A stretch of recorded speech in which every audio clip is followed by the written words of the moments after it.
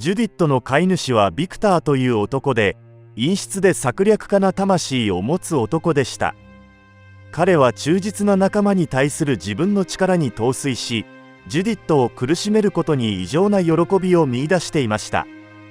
優越感と力を感じたい彼は、ジュディットを庭の錆びついた古い柱に鎖でつなぎ、何日も食べ物も水も与えず、風雨にさらしました。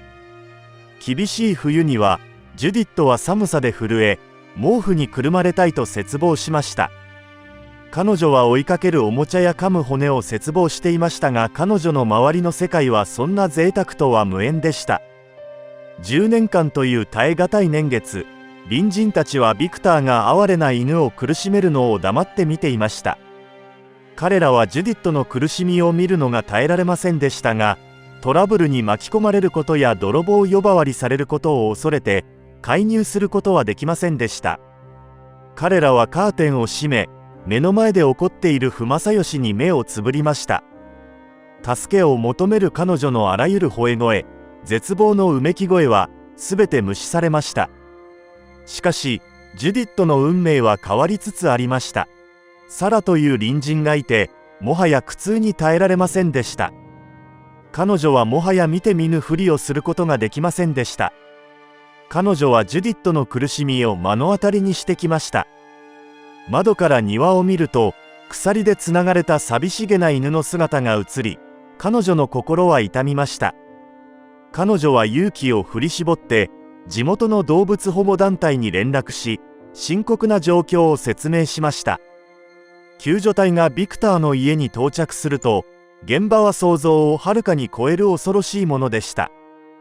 ジュディットは凍てつく泥の中に横たわっており、かつて黄金色だった毛並みはもつれ、汚れで覆われていました。彼女はやつれ果て、脱水症状を起こし、歩くこともできませんでした。救助隊は震える犬に近づき、共感に満ちた心で寄り添いました。彼らは優しい手でジュディットの首から重い鎖を外し、彼女を苦しめる者の支配から解放しました。ビクターは自分の悪行が露見したことに気づき、慌てて逃げ出し、影の中に消えていきました。その後、ジュディットは愛情と世話に満ちた日々を送りました。彼女は栄養のある食事と新鮮な水を与えられ、温かい寝床を与えられ、ずっと憧れていたおもちゃを与えられました。ゆっくりとではありますが、彼女の目に再び光が戻り、彼女の精神は高揚し始めました。かつて彼女の苦しみを見過ごしていた隣人たちは、今や彼女の回復を支援し、永遠の家を見つけるために団結しました。ジュディットは彼女を大切にする家族を見つけました。